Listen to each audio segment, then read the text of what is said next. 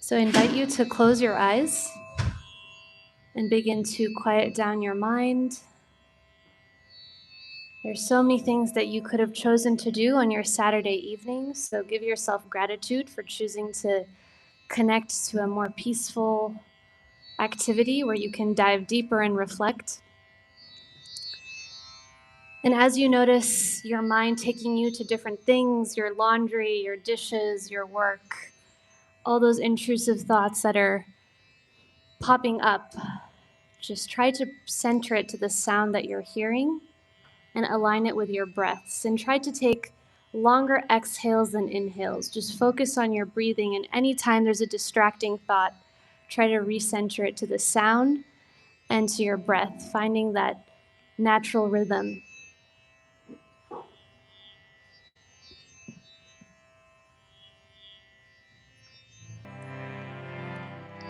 Hare Krishna, Hare Krishna, Krishna Krishna, Hare Hare, Hare Rama, Hare Rama, Rama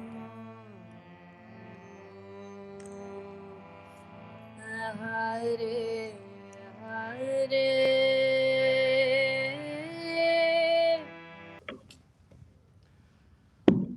So welcome everyone. Thank you for coming.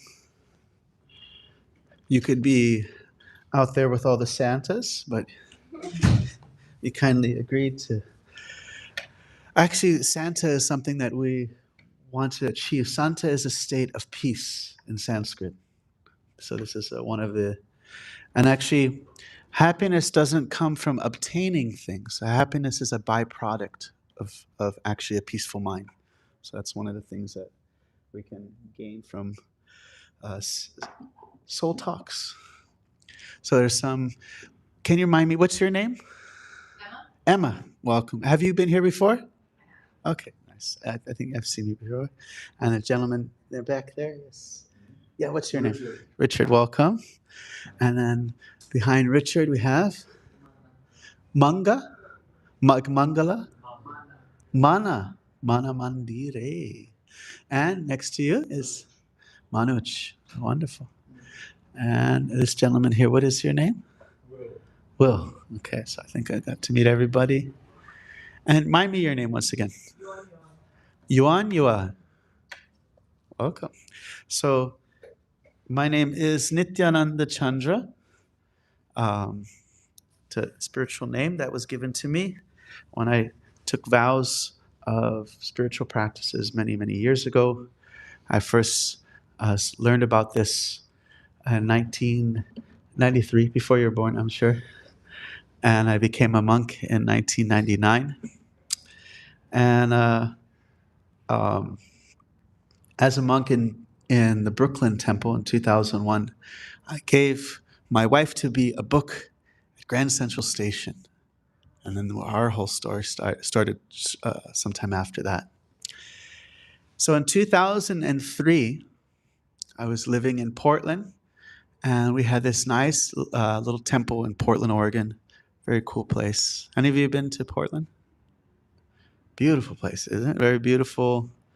If you go like during September, it's gorgeous. If you live there, you might get tired of all the rain, but the rain does make everything beautiful, lush, and green. And so we would take, every year, we would take friends, we would take them to a big festival called the Festival of Chariots. Has anybody here been to the Rath Yatra Festival? I've been to the one in New York many times. You've been? A few of us have been there. So it's a very big festival. It originates in India many thousands of years ago.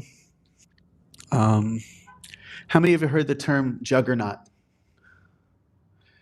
Like like there's a DC comic character, like he's the unstoppable force. He's got a kind of, so it comes from actually this festival.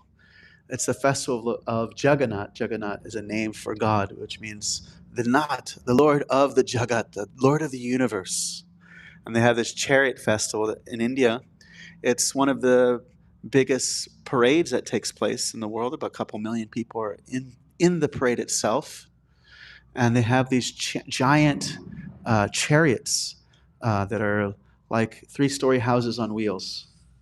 And so they have a smaller version of it in LA. So we would take our friends and we'd come down to the LA Rath Yatra Festival. Always lots of fun. And so just a few hours from LA, there is a rest stop. And after driving for some 15 hours or so, maybe even we probably took some rest at some point, we like to freshen up. Actually, in India, the tradition is if you go to a holy place, before you enter the place, you bathe. In India, there's also a culture called a pratama snan, that when you wake up in the morning, you take a bath, you take a shower, because it's not just you have like the different gates of the body that get rid of waste products that we need to like rinse this off, but it actually creates a fresh mind. So this is called pratama snan. And the West, we don't exactly, we're like, oh, maybe evening, maybe the morning, or maybe next day or so. But in India, it's like, it's a must. And so living as a monk, even though it was like married and it was, still we had that kind of, that culture. So um, if you go to India, you'll find that people just take what is called a gamsha, this little thin cloth, they wrap it around themselves, and then they soap up and rinse off, and they basically take an outdoor shower. And so we went to the rest stop, went to like in the woods, and just all of us took outdoor showers. And they came, and we had all our nice clothes, all ready for the festival. And we're ready to drive into Los Angeles. Just a little, a few more hours to go. Um, it's pretty much flat until that point, and then you get all the hills. If anybody have driven, down from Oregon or Washington down to the coast in California.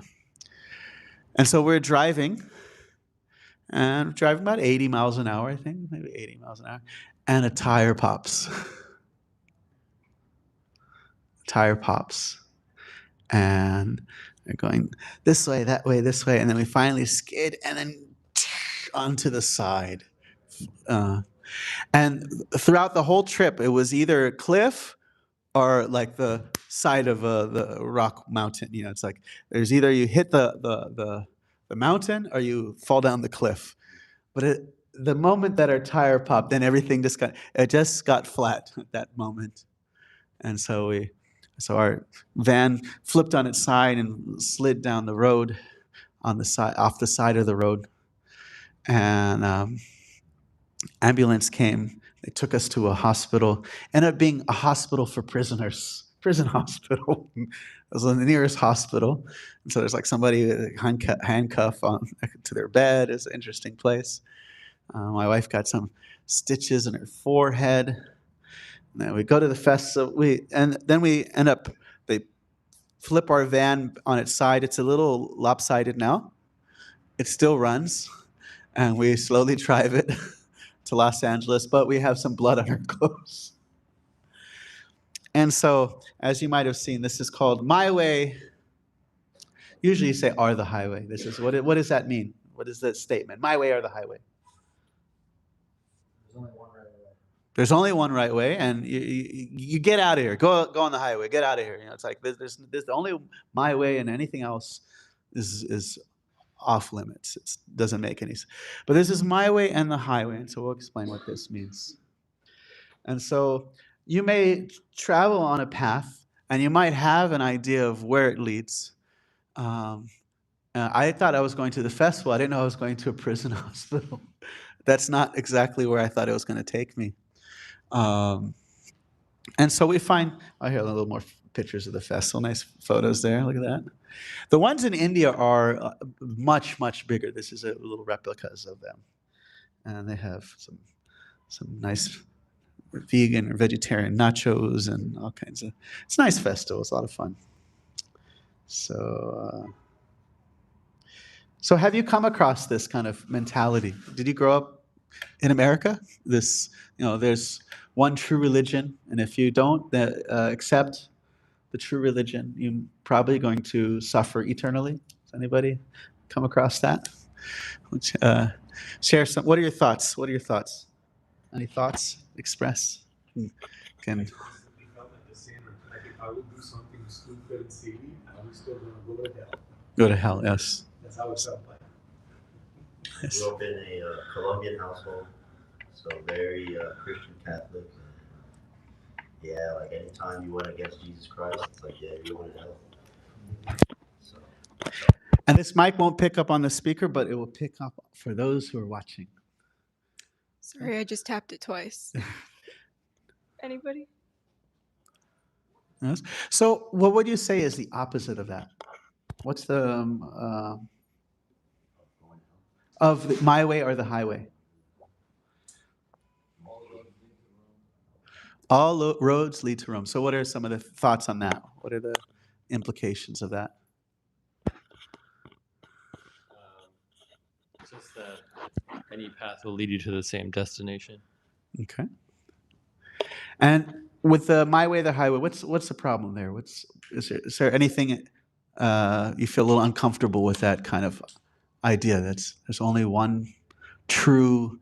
Everybody else, they're just foolish sinners. Duality versus Advaita. Duality versus oneness. Okay. All right. Okay. What if you had something you want to share? I was gonna say like the one way or the highway is like to me it's very rigid.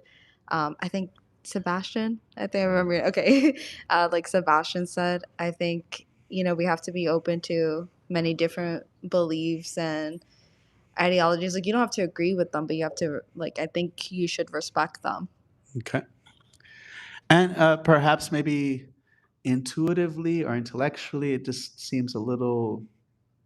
Why? Why would it be just one possibility, or one culture that appeared at one particular time, or so there's some issues there. How about issues with everything, that it's all just all roads lead to Rome? Any issues there you see? Any issues? Like you're saying, like, oh, my spirituality is helping people. And the other one says, my spirituality is sacrificing goats and praying for money. Is there any, would you say it's all the same? What if it becomes like criminal activities? And that's my path. It can become even a sense of, like you have an open mind, but if your brain is so open that your brain actually falls out, that it becomes absurd to the point of like, what's the point of doing anything? Because anything you do is just as good as anything else. There is no path if every path is exactly the same. So you have this famous verse in Bhagavad Gita, and it's very similar, but also very different from an old saying that that was said in India. So there's this saying in India, yatamat tattapat. With every opinion, that's a path. And then you have this verse in the Gita, very similar. Yeyatam mam prapadyante tam sataiva bhajamyaham mama vartmanu vartante manusha partha sarvashaha. So for all those who are not speaking Sanskrit, so he says, Ye yatam mam prapadyante. As anyone approaches me, I respond. Mama vartmana, my path. Everyone's on this path. Everyone is on this path. Mama vartmanu vartante, manusha partha sarvasha. In all respects, everyone is on this path. Now, those two statements sound almost identical, wouldn't you say? One is saying, This is God speaking, and he's saying, as someone reproaches me, I respond, everyone is on my path. And the other one says, with every opinion, that is the path. As many opinions as there are, there's many paths as there are. Yes. How do you choose the right path? But is there a right path? That's what is up of question. Is it a single path? Is it many paths? Is there a right path? Is there a wrong path? We'll get to questions, but question for you is, what would distinguish these two statements? Because they're actually quite different. Well, just on its own, it might be hard to dissect because it takes in other contexts. But in the Bhagavad Gita, it's described, you have Raja Yoga, which is like the path of the meditation, where you sit still, not for 20 minutes, not just for a day, but even longer, in deep meditation, complete mastery of the body and mind. You have karma yoga, where you perform very dutiful acts in this world, but you learn to behave in a way that you're not greedy for the fruits. You're just trying to be in the world, but completely attached from the results, and just be what is expected for a human being in their particular station. Say maybe they're a mother, or they're a business owner. They're taking care of their employees, or they're taking care of their children. They're doing everything, but they're not being attached. It's karma yoga. Someone might be jnana yoga. They're engaging in the study of philosophy and studying how there's a difference between matter and spirit. Discerning between. It's actually really funny how there's conversations about people thinking whether if AI can become sentient, but most of the world can't even recognize the sentient beings that are around them. Like, they don't realize a dog is sentient, a cow is sentient, a pig is sentient. Like, the things that we know are sentient, they're not catching that. So the question of, if you can't identify sentience when it's right in front of you, then how would you identify it in a way that's very, maybe perhaps more mysterious? A mimicry of sentience or so. The actual, how do if someone's a little sensitive, they will see, oh, cow is actually sentient. This is a soul in a cow's body. It's not a cow, it's a soul in a cow's body. Just like I have a blue Toyota, but I am not a blue Toyota. I'm something different. I'm the driver. And so that which animates or gives consciousness to the body is what provides sentience. So Jnana Yogi may dive deep into that understanding. And so you find these different paths of yoga that are there. And then don't have different paths of yoga, have different traditions throughout the world. Now, how many of you heard of the story of the blind man and the elephant? Many of you heard that one? Parable of the blind man and elephants, told in different cultures, Buddhist cultures. I like it. There's another version of it, is the elephant in the room. And so one of the elephants in the room of religion is the problem of the dogmatism. My way, the highway, we have the only truth. And so this story of the elephant in the room is to illustrate the misconception of that. So one of them, they have a bunch of men inside a room the lights are off. And they're asking, what is this creature? So one of them is touching the ear.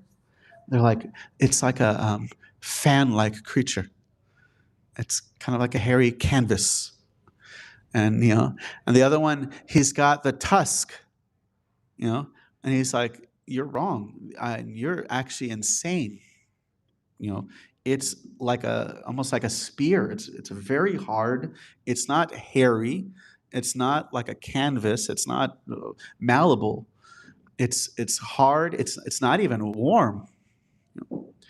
And someone has the belly. So no, it's like a barrel. Someone has the legs. It's like a tree trunk. Someone has the tail. No, it's like a whip.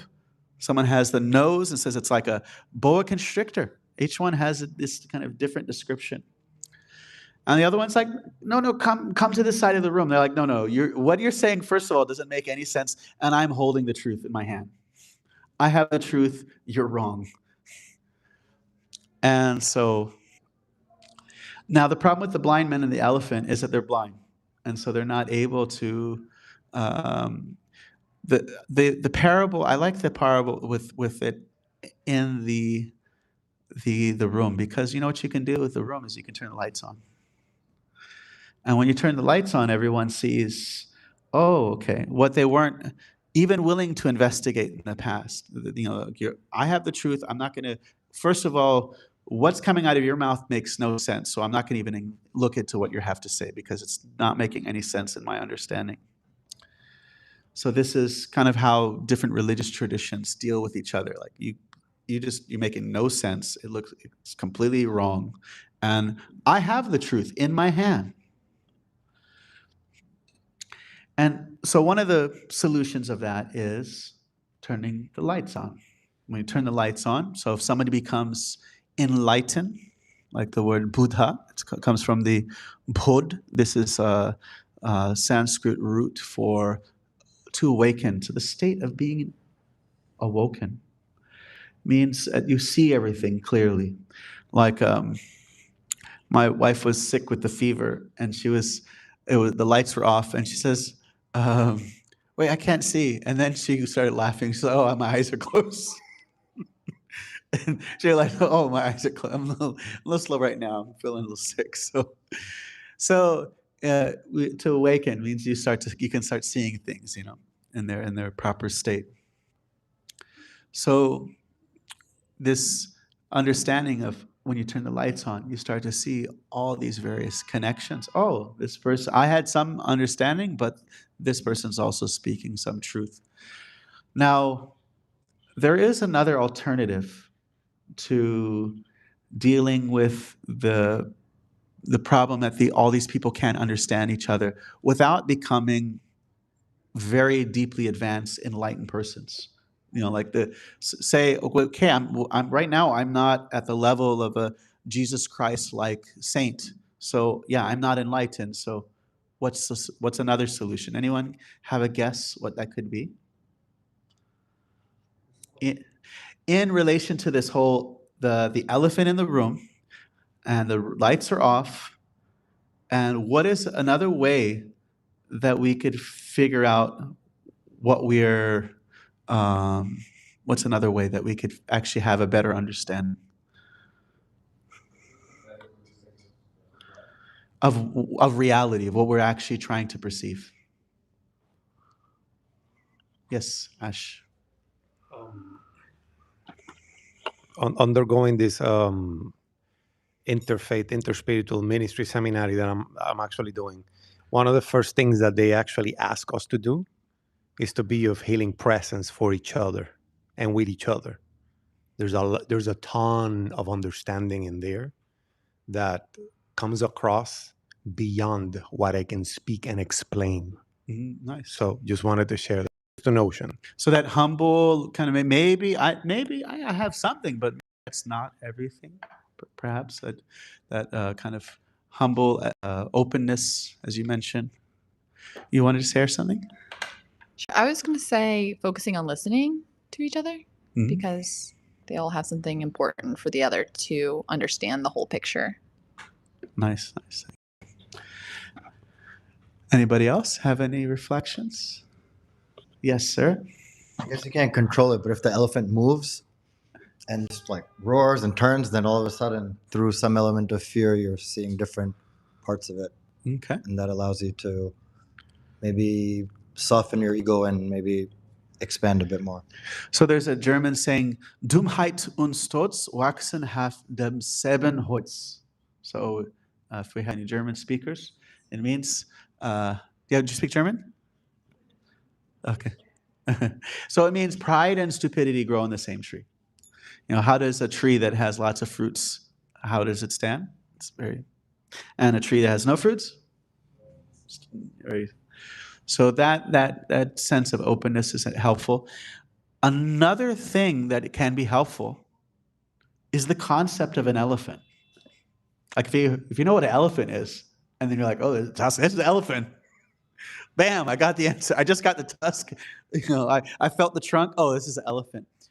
If you have a very comprehensive understanding of spiritual knowledge, then your actual theology may be able to pick up, oh, this person's from a very different tradition, but I can make sense of that because the spiritual knowledge that I've been supplied actually puts everything in it can deal with all this variety because it's very comprehensive.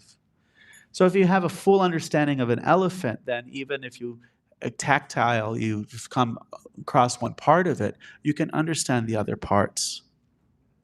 So that's another, what if anything like that. So we talked about going down this highway. So this is the highway of our we're traveling on our journey to basically seek reality, seek wisdom. And some of it we need a little bit of gas, which means a willingness to experiment, a willingness to investigate. And doubt means a careful self-reflection that we don't imagine you drive down the street and you just step on like, first of all, New York, it's not possible.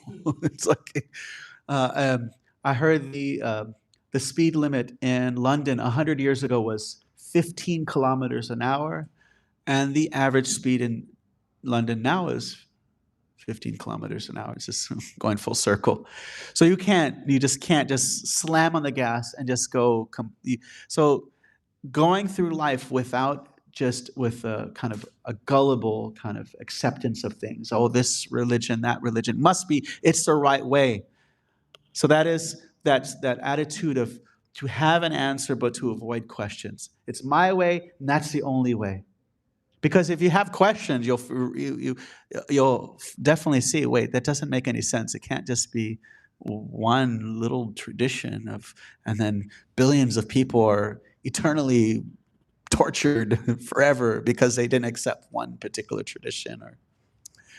But then you have this brake. If you just step on the brake and that's it, what happens? You're not making any progress. So doubt is meant to assist you. Actually, for example, say you hear some like Morse code. And if you had a doubt, maybe there's something to this. Maybe there is more than just randomness.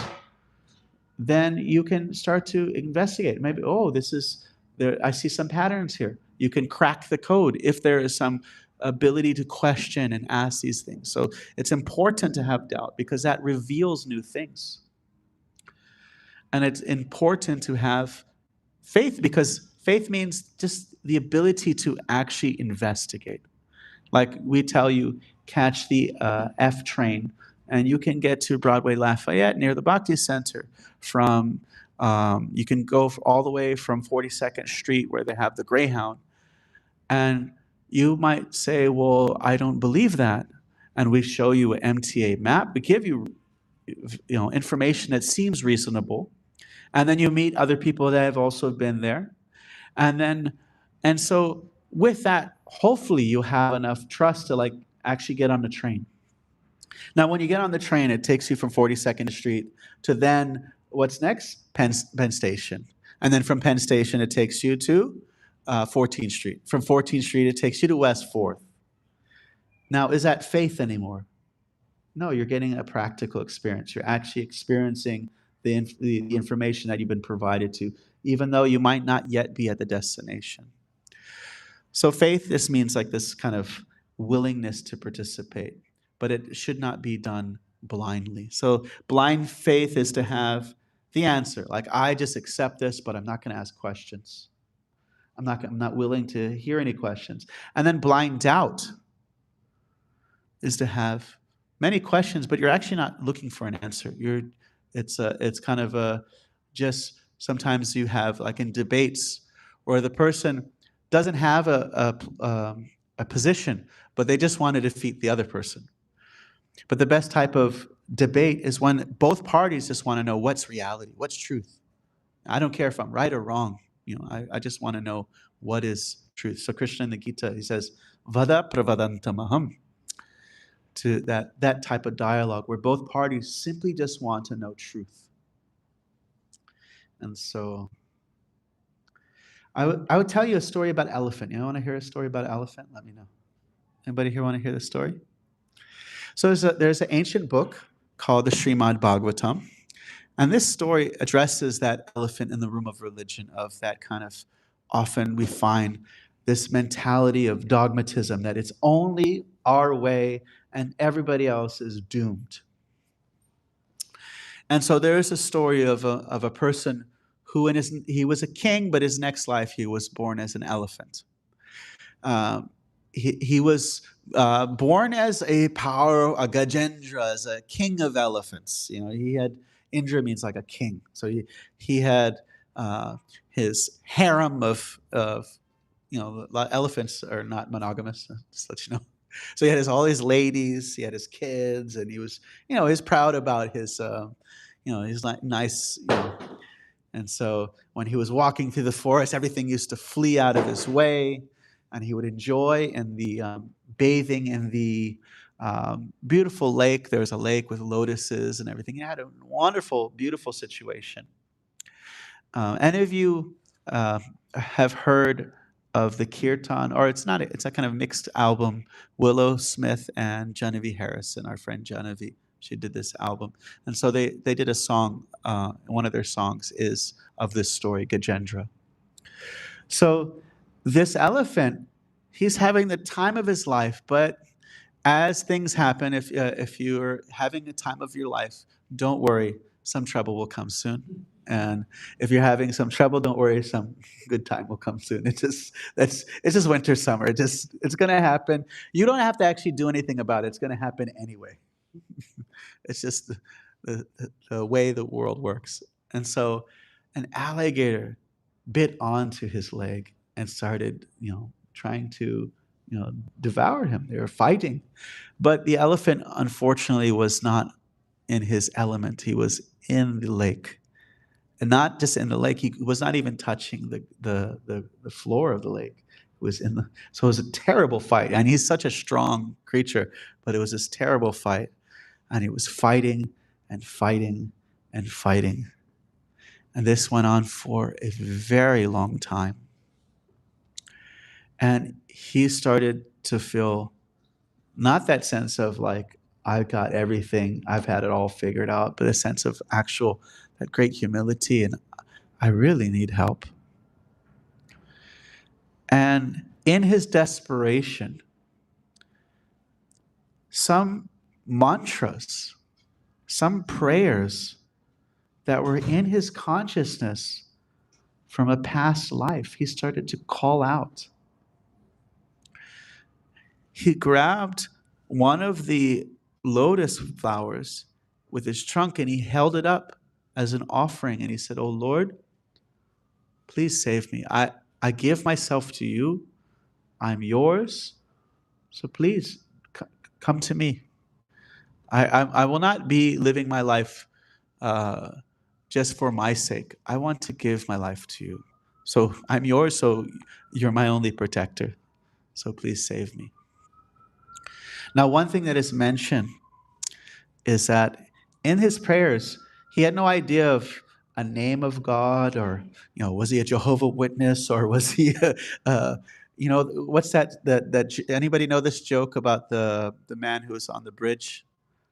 Anybody heard this Catholic joke? Okay, so the man's on he's on the bridge, and this man comes up to him and says, "No, don't jump. Do you believe in God?" He said, "Yes, I believe in God." He said, "Great. Are you Protestant or Catholic?" He said, "I'm Catholic." Or he said, "I'm Protestant." And he said, Great, me too." He said, "Are you which are you great?" They go down various different denominations to the point of, "Are you Great Lakes Region Council of 1917 or Great Lakes Region Council of 1869?" And he says, "Great Lakes Region Council of 1969. And he says, "Thou heretic!" And he pushes him off the bridge. This whole counseling is going on. At the very end, the guy just pushes the guy off the bridge. It's terrible. It's in some newspaper. It's a funny joke, though. So this dogmatism. So this elephant, he's not proud of this particular type of religion or that religion, or he doesn't even know a name.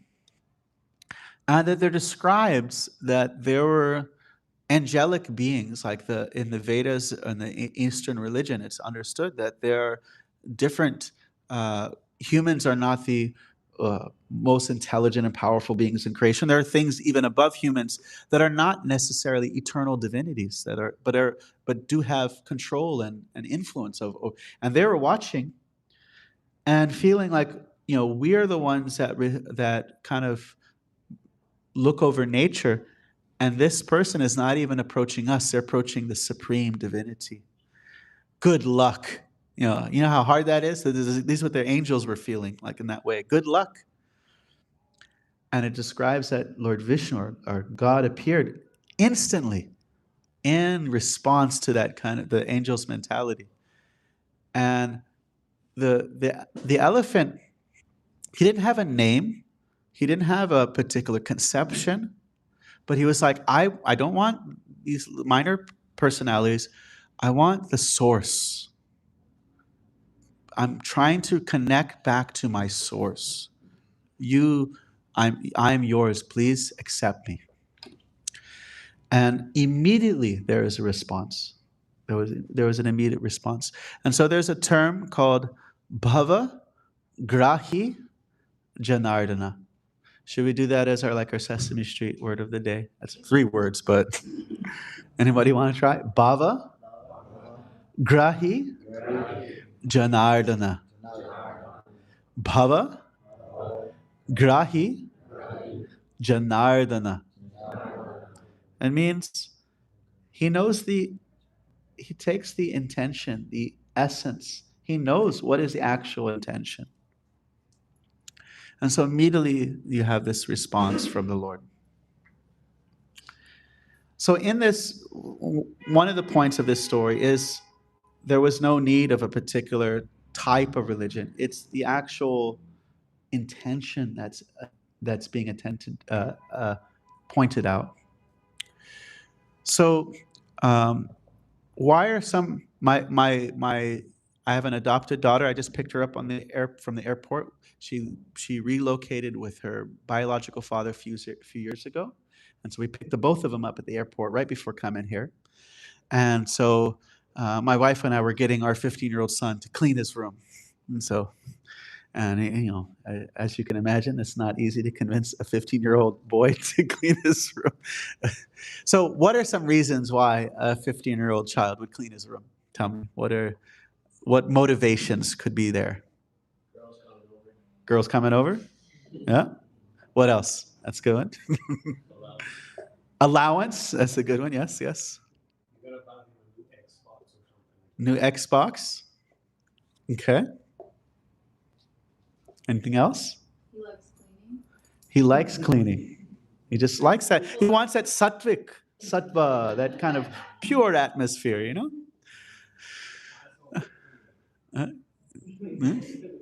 Yeah. Okay, anybody else? Wants to live in a clean space. Okay, so you can, what would be so you have the motivation of, many of the motivations you talked about were of personal benefit. That's one level. Allowance, girl, Xbox, there is a level lower, and there's a few levels higher. What could be lower than that? Maybe it's maybe it's a traumatic household, and he's just afraid that he's going to get beaten. So fear, it's just fear. What would be higher than that? Higher than the personal benefit and the fear? This duty and honor. It could be, just like a sense of gratitude and duty. And there's something higher than that.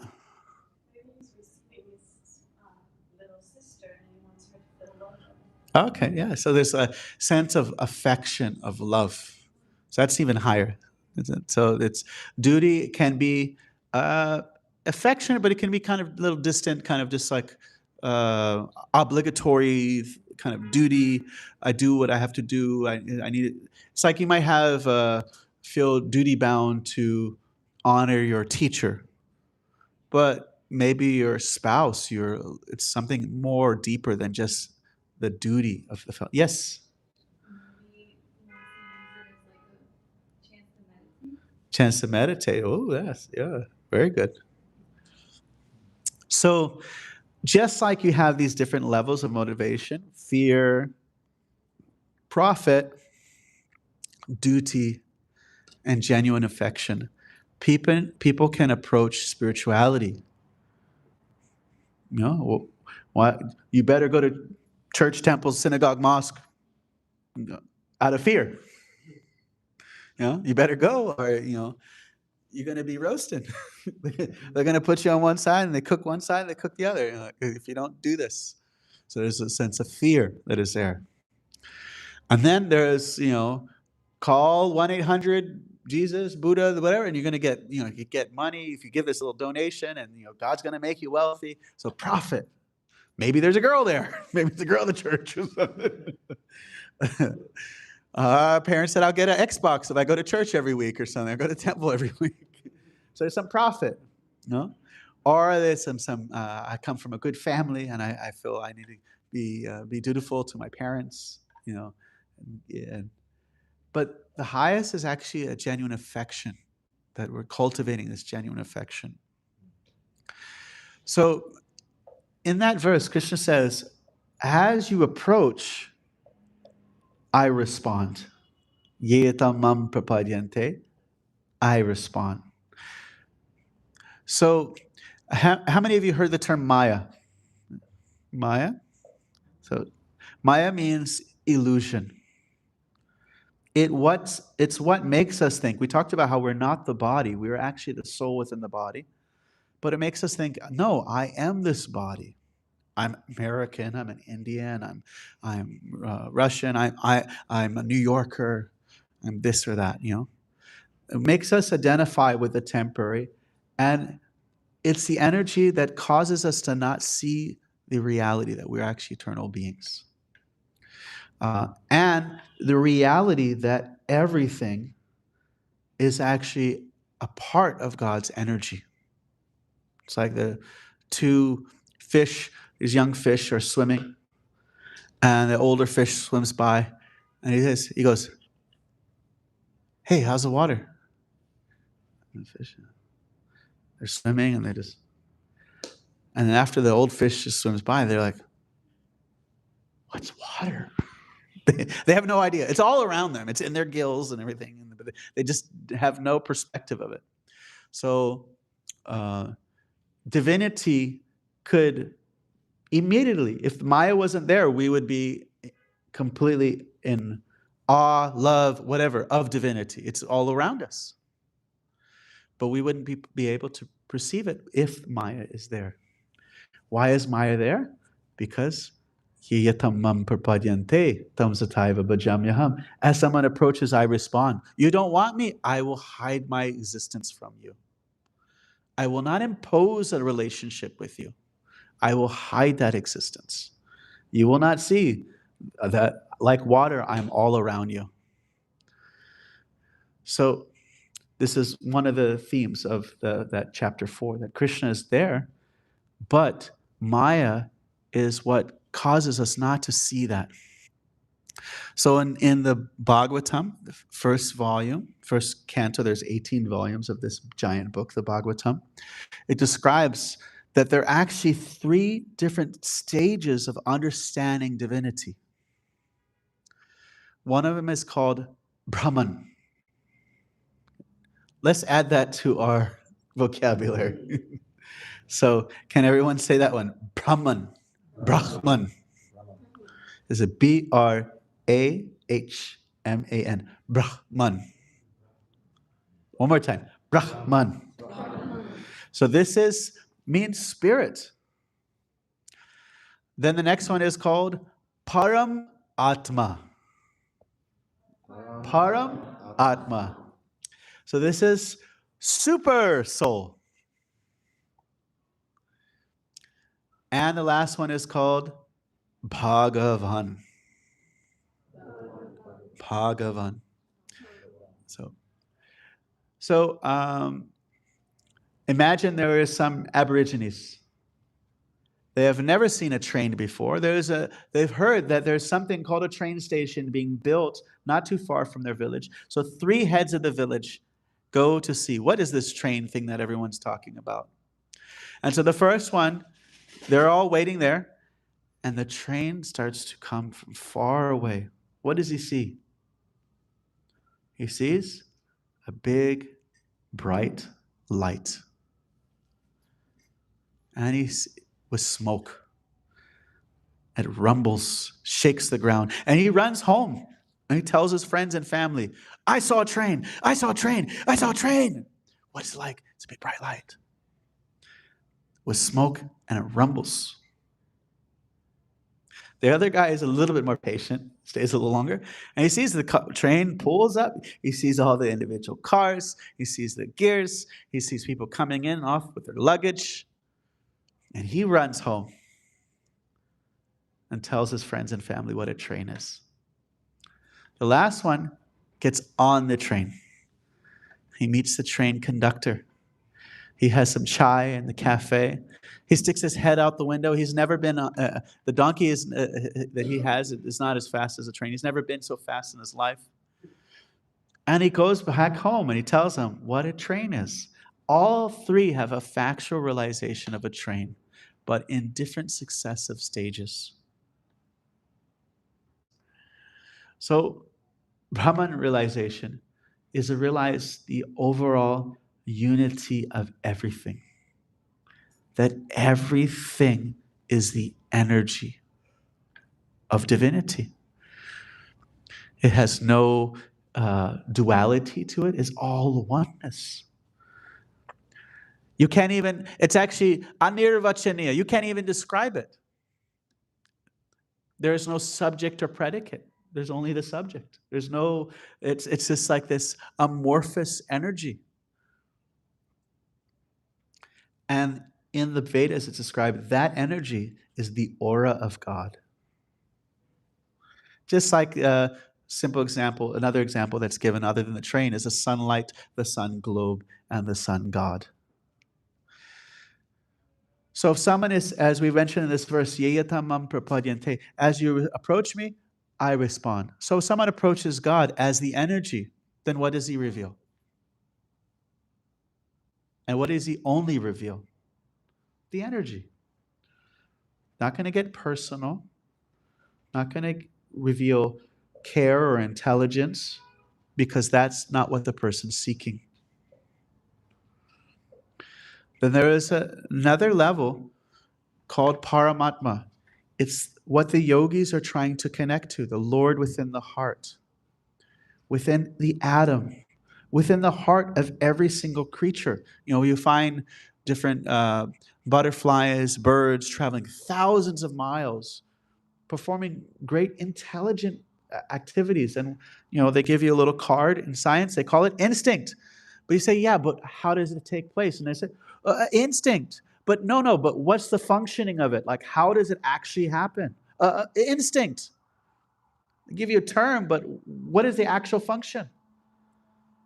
And so just like you have intelligence that also guides your heart, and if you're intuitive enough, you'll realize this intelligence is something different from me.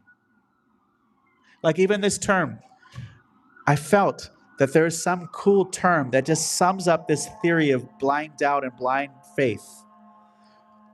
And I meditated, and it came to me, but I felt like actually I didn't create it. It was given to me. But I came up with this idea, but it wasn't mine. Even the great musicians, they feel like it was something given to me.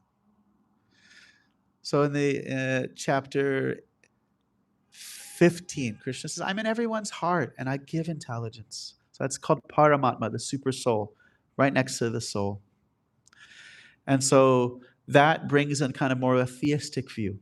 We have like the Muslims, the Christians that realize, oh, there's a being, there's an intelligence, there is a caring observer. You know? And if someone approaches in that way, they get that response that there's like if someone, even if someone has some daddy issues with the idea of the personhood of God, still we will say the universe, not thinking that the universe is just a bunch of rocks in the sky. We'll say, I put my intentions out to the universe. But why would you say that if you think that the universe, unless you thought the universe has perception or sentience or cares or responds? So there's the element of personhood that starts to come about. And it's only logical. How many of you think the sun is cold? Anybody? I do not think the sun is cold because out comes hot sunlight. So in the same way, if I'm a person, source must be personal. Why would the source lack what I have? So then the realization that is given as the culmination is called the Bhagavan, the divine spiritual personality.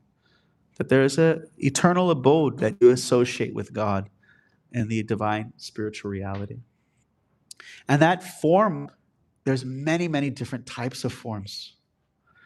Depending on the relationship, God is even having different forms. So one thing this verse is saying is, Yetamam prapadyante. I respond to your approach. If you're saying I don't exist, then I help you with arguments against my own existence, because I'm in your heart, I give intelligence. So if you don't want me to exist, I will help you in that journey. Everyone's following my path. If you say I'm just an energy, I will roll down the tinted window just a tiny bit, and you'll see the blinding, beautiful effulgence. And you'll say everything is one, and it's all just one. There is no God, there's no you, there's no me, it's just energy. Because that's what you want, and that's what I give. If you want to see that there is a intelligence behind everything, there is a support behind everything, and that there is personhood behind everything, it comes up to like the Paramatma realization, and Bhagavan, that realization of the supreme person, is connected through the path of love. So it's not necessarily saying that it's called hierarchical inclusivity. There's hierarchy of intentions. If you're approaching God through fear, you can get to the supreme, but it's going to take a long time. It's going to take many lifetimes, because God is actually not attracted by fear. He's not moved by fear. He's not moved like, oh, you tortured yourself or you're scared. He's moved by love. It's the only thing you can actually really offer is love. And so if someone's approaching out of fear or out of greed, they still also get that connection, because as soon as you get some personal connection, then that can actually transform the motivations. That we can move from fear to perhaps, profit, to perhaps duty, to perhaps genuine affection. So Bhagavad Gita does teach that there is something highest, and highest intention. And that intention can be achieved in any religion. So it's not dogmatic, but it is hierarchical, that there is a highest intention. So that's some ideas there. I will stop here, see what are your reflections on everything I said? There's some doubts, questions. Yes, yeah, haven't have the microphone. Yes. In this story from the scriptures about the elephant, God reciprocates. Though to me it seems like the elephant approached from a place of fear and asked for salvation. Can you tell me a little bit about that? Oh, thank you. So, like I said, I have 3 kids. So just imagine you're a mother, you have 3 kids, and all 3 are whimpering, crying. One is crying because they're just annoyed. The other one is crying because. But there's a third one that you, as a mom, can tell this is actually one who is just, I need your help. I just, that kind of you say prapadyante, as he says in this, surrender. So he responds to that surrender. That, like, just like there's a story of a man who he left his wife for a prostitute. He had a kid with the prostitute, and he named his kid a spiritual name, a name of God, Narayan. And when he was dying, he was so afraid, and he was calling for his son. But because the mantra, as we were singing, these are so powerful, it invoked a purification of his consciousness to actually realize, oh, I need to call the real support, the real shelter. And even though originally he was calling for his son, the act of reaching out even slightly towards God, even it was just saying the name, it was not even direct, it was just an indirect, but it transforms the consciousness. And so that's one of the reasons why we focus on this mantra, is that there is a presence of divinity in the sound vibration. God is present in his holy name. Like you say in the Christian tradition, hallowed be thy name. I mentioned, I kind of said some things that sound like a dig at Christianity, but we totally believe God is there. Hallowed be thy name. We're just kind of taking a dig on the dogmatic kind of mindset. So even if it is coming, there's chapter 7 of the Bhagavad Gita. Krishna says, Chaturvida bhajantemam jana sukritina arjuna arta jigyasu artarti gyanacha bharata. He says there's chatur, 4 kinds of persons who approach me. One who is in distress, someone who's seeking wealth, someone who is just kind of a knowledge addict, just curious, and then someone who's like seeking divinity. He said they're all good. The one who's seeking divinity, that's the really good. But they're all good because the act itself of reaching out towards divinity transforms intention. And so, thank you. Thank you. So, what's your take home today? What will you take home? I like the open-minded approach. Open-minded approach. Yeah, I mean, I grew up in a Jewish household, and I grew up, I guess, in a pretty open-minded home, but my parents definitely wanted me to focus on Judaism, even though I was always open to a lot of different cultures. So I liked hearing that and listening to you talk about it. Thank you. Sure. You have any doggy bag takeaways? I'm thinking about what my intentions are, whether I'm leading with fear or looking for profit or a duty. And I'm wondering if I can ever aspire for divinity. I'm just reflecting on those things.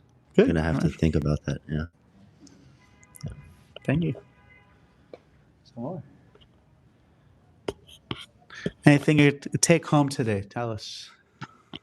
I gotta press the gas a little more. A little gas. Yeah, a little more gas. It's Little it's less like brake. all hypothesis, no experiment.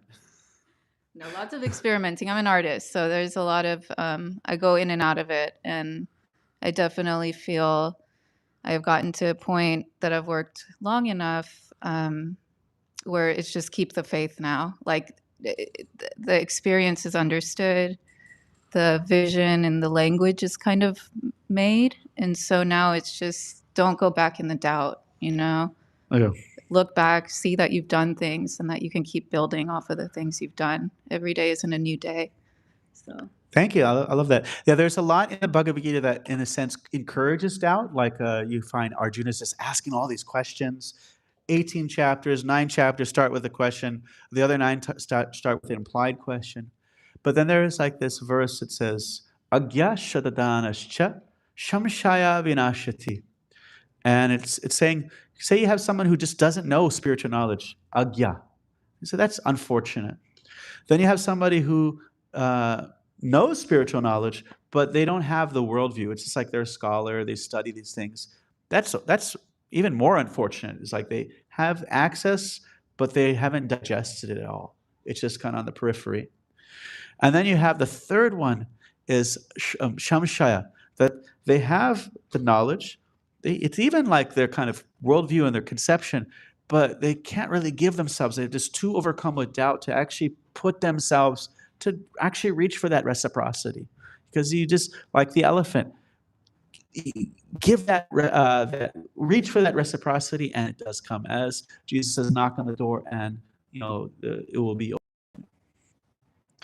Yes. Any takeaways, dear sir? Or questions or doubts? Not really. I don't know. I don't know. It didn't really, I don't know, resonate that much with me. It's kind of very, I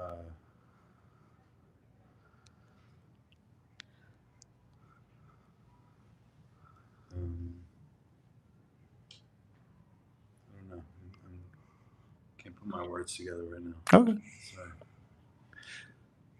Well, if there's some question that comes up, if there's some idea that you felt like, oh, I don't understand that, please let us know.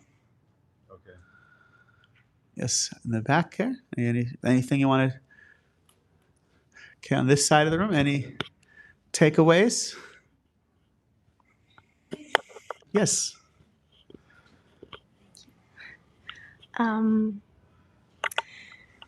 I was enlightened by what you said, that Krishna proves you right when you say, because He even supports atheism. Like he's right? there for you. Hey, try this argument against my existence. Here you go. Right? Because so I grew up in Catholic tradition, and so many reasons I was not feeling into it. My heart was not into it. So I stepped aside from any type of religion, but I had a sort of like faith in something bigger. Mm. And for the longest time, like you said, I called it the universe. I was so not ready to call it God. And then, no, I'm not going to go into this. Terrible three-letter word. No, right? And then what you said is like, yes, it will reflect what you allow. What that little step forward, it will reflect to you. And you take one step, the response is 100 steps back to you. Absolutely. From my personal experience, I dropped everything in 2023 because I wanted to go to the source, to what I called energy. So I went to India, and I would still call it the universe at this point. And looking back, I'm like, oh, I was actually looking for Krishna, but I was not ready to call it that. Yes, but yes. Krishna still sneaked in with the thing that I love and brought me to Chopati temple for a flower festival. I love flowers.